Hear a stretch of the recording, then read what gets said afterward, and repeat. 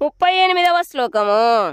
దండో దమయతామస్మి నీతిరస్మి జిగీషతాం మౌనం చైవాస్మి గుహ్యానాం జ్ఞానం జ్ఞానవతామహం.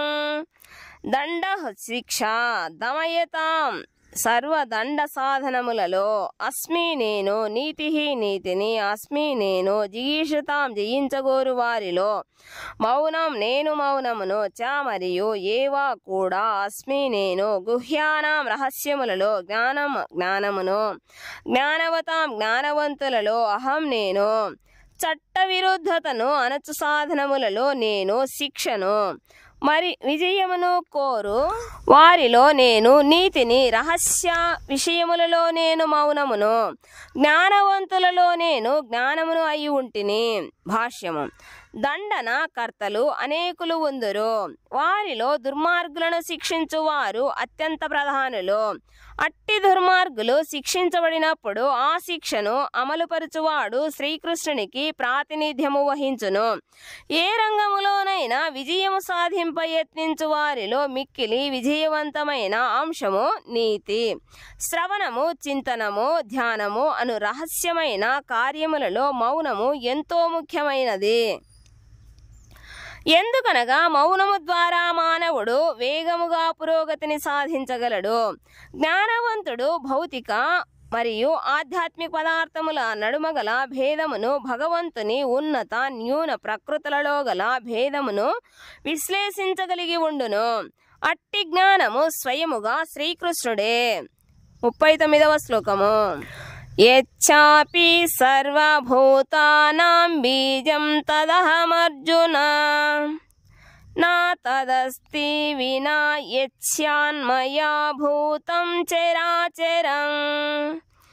యత్ ఏవైతే, చ కూడా, అపి ఏది ఉండునో, సర్వభూతానాం సమస్త జీవులకు, బీజం బీజము, తత్ అది, అహం నేను, అర్జున ఓ అర్జున, తత్ అది, నా అస్తి లేదు, యత్ ఏది, షాత్ ఉండునో, మయా వినా నేను లేకుండా, భూతం సృష్టించబడిన వస్తువు, చరాచరం జంగమస్థావరములు, ఇంకను ఓ అర్జున సమస్త జీవులకు ఉత్పత్తికారకమైన బీజమును నేనే.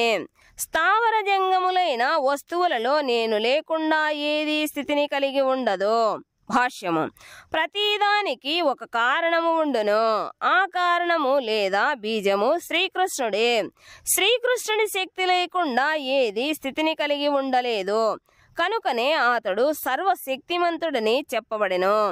అతని శక్తి లేకుండా స్థావర జంగమములేవి మనుగడను కలిగి ఉండలేదు. కనుకనే శ్రీకృష్ణుని శక్తిపైననే ఆధారపడనదిగా గోచరించున్నది ఏదైనను మాయా లేనటువంటిదిగా పిలువబడును. 40వ శ్లోకము. నాంతోస్తి మమ దివ్యానాం విభూతీనాం పరంతప ఏషా తు దేశతః ప్రోక్తో విభూతిర్విస్తరో మయా. అంతః పరిమితి నా అస్తి లేదు, మమ నా యొక్క, దివ్యానాం దివ్యములైన, విభూతీనాం విభూతులకు, పరంతప ఓ శత్రుంజయుడా, ఏషః ఈవన్నీ, తూ కాని, ఉద్దేశతః ఉదాహరణలుగా, ప్రోక్తః చెప్పబడినవి, విభూతే విభూతుల యొక్క, విస్తరః విస్తృతికి, మయా నా చేత. ఓ శత్రుంజయుడా, నా విభూతులకు అంతము లేదు. నేను నీకు తెలిపినదంతయు నా అనంతమైన విభూతులకు సూచన మాత్రమే. భాష్యము. వైదిక గ్రంథములలో తెలుపబడినట్లు దేవాదిదేవుని విభూతులు మరియు శక్తులు వివిధ రకములుగా అవగాహన చేసుకోబడినను అట్టి విభూతులకు పరిమితి అనేది ఉండదు. కనుకనే సమస్త విభూతులు మరియు శక్తులు ఎన్నటికి సంపూర్ణముగా వివరించబడవు. అర్జునుని జిజ్ఞాసను తృప్తిపరచుట కొరకై కొన్ని ఉదాహరణలు వర్ణించబడినవి. 41వ శ్లోకము. యద్విభూతిమత్ సత్వం శ్రీమధూర్జితమేవ వా తత్తదేవావగచ్ఛత్వం మమ తేజోంస సంభవం. యత్ యత్ ఏ ఏ విభూతిమత్ వైభవములు కలిగిన సత్వం సృష్టి శ్రీమత్ సుందరమైనట్టిది, ఊర్జితం వైభవోపేతమైనది. ఏవా నిశ్చయముగా వా లేక తత్ తత్ అవన్నీ ఏవా నిశ్చయముగా అవగచ్చ తప్పక తెలుసుకొనుము. త్వం నీవో మమ నా యొక్క తేజహు తేజము యొక్క అంశ అంశ నుండి సంభవం పుట్టినదానిగా సంపన్నములు సుందరములు వైభవోపేతములు అగు సమస్త సృష్టి విస్తారములు కేవలము నా తేజంశము నుండియే ఉద్భవించినవిగా ఎరుగుము. భాష్యము. భౌతిక మరియు ఆధ్యాత్మిక జగత్తులోని ఎట్టి వైభవోపేతము లేదా సుందర సృష్టి అయినను శ్రీకృష్ణుని విభూతి యొక్క అంశరూప వ్యక్తీకరణయేనని గ్రహించవలెను. కనుక విశేష వైభవములతో కూడిన దేనినైనను శ్రీకృష్ణుని విభూతికి ప్రాతినిధ్యముగా భావించవలెను. 42వ శ్లోకము. అథవా బహూనైతేన కిం జ్ఞాతేన తవార్జున విష్టభ్యాహమిదం కృష్ణమేకాంశేన స్థితో జగత్. అథవా లేక బహునా పలు ఏతేనా ఈ రకములైన కిం ఎందుకో జ్ఞాతేనా తెలుసుకొనుటచే తవా నీకో అర్జున ఓ అర్జున విష్టభ్య వ్యాపించి అహం నేను ఇదం ఈ కృష్ణం సమస్తమును ఏకాంశేన ఒకే అంశముతో స్థిత ఉంటిని జగత్ జగత్తును. కానీ ఓ అర్జున ఈ సవిస్తారమైన జ్ఞానముకు అవసరమేమి ఉండును? కేవలము నా ఒక్క అంశ మాత్రము చేతనే నేను ఈ సమస్త విశ్వమును వ్యాపించి పోషించుదును. భాష్యము. పరమపురుషుడు విశ్వమంతటా పరమాత్మగా ప్రవేశించి ఉన్నట్లుగా ప్రతిపాదించబడినది. సమస్త విషయములు ఏ విధముగా విభూతి సంపన్నములు మరియు వైభవోపేతములో ఎరుగుట ద్వారా లాభము లేదని శ్రీకృష్ణుడు ఇక్కడ అర్జునునకు చెబుతుండెను. శ్రీకృష్ణుడు సర్వత్రా పరమాత్మగా ప్రకాశించుట చేతనే అవన్నీ స్థితిని కలిగి ఉన్నవని అతడు గ్రహించవలెను. మహత్తర జీవి అయిన బ్రహ్మదేవుని మొదలుగా అతి సూక్ష్మమైన చీమ వరకు సమస్త జీవులు భగవానుడు పరమాత్మగా వాటిలో ప్రవేశించి పోషించుట చేతనే అవి స్థితిని కలిగి ఉండెను.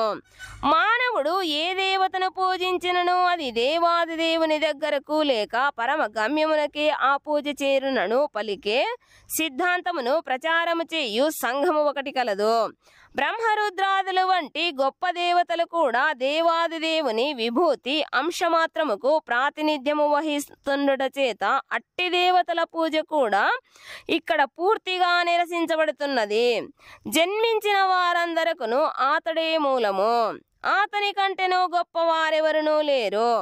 అతడు అసమూర్ధ్వ అనబడును. అనగా అతని కంటే అధికులు అతనితో సమానులు కాలేరని అర్థము. పద్మపురాణములో దేవతలను బ్రహ్మరుద్రాదులనైనను శ్రీకృష్ణ భగవానునితో సమానమని భావించువాడు వెంటనే నాస్తికుడగునని పాషండుడగునని చెప్పబడినది. శ్రీకృష్ణుని దివ్య విభూతుల శక్తుల విస్తారమును పూర్తిగా అధ్యయనము చేయగలిగితే మానవుడు నిస్సందేహముగా దేవాది దేవుని దివ్యస్థితిని ఎరిగి అతని ఆరాధనలో ఏకాగ్రతతో మనస్సును లగ్నము చేయగలుగును. అట్టి శ్రీకృష్ణ భగవానుడు తన స్వరూపాంశైన పరమాత్మగా సమస్తములో ప్రవేశించు సర్వవ్యాపకుడు అగుతుండెను. కనుకనే శుద్ధ భక్తులు సంపూర్ణ కృష్ణ చైతన్యముతో భక్తియుక్త సేవలో తమ మనస్సును కేంద్రీకరించి ఉందురు. కనుకనే వారెల్లప్పుడూ ఆధ్యాత్మిక స్థితిలో నెలకొని ఉందురు. శ్రీకృష్ణ భగవానుని భక్తి యోగ మరియు అర్చన అనేది 8 నుండి 11వ శ్లోకము వరకు ఈ అధ్యాయములో స్పష్టముగా సూచించబడినది. నిజమునకు అదే శుద్ధమైన భక్తియుక్త సేవా మార్గము. మానవుడు భగవంతుని సాంగత్యములో అత్యున్నతమైన పరిపూర్ణత్వమును ఎలా సాధించగలడో ఈ అధ్యాయములో సవివరముగా తెలుపబడినది. శ్రీకృష్ణుని నుండి వస్తున్నట్టి గురు శిష్య పరంపరలోని శ్రీల బలదేవ విద్యాభూషణులు ఈ అధ్యాయముపై తమ వ్యాఖ్యానమును ముగిస్తూ ఈ క్రింది విధముగా తెలిపిరి. యచ్చక్తిలేశాత్ సూర్యాధ్యా భవంత్యత్యుగ్రతేజసః ఏదం సేనాధృతం విశ్వం సా కృష్ణోదసమేచ్యతే. శ్రీకృష్ణ భగవానుని ఉత్కృష్టమైన శక్తిలేశము నుండి శక్తిమంతుడైన సూర్యుడు కూడా తన తేజమును పొందుతుండెను. శ్రీకృష్ణుని స్వరూపాంశ చేతనే ప్రపంచమంతయు పోషించబడుతుండెను. కనుకనే శ్రీకృష్ణ భగవానుడు పూజనీయుడు. శ్రీమద్ భగవద్గీతలోని భగవద్విభూతి అను 10వ అధ్యాయమునకు భక్తి వేదాంత భాష్యము సమాప్తము.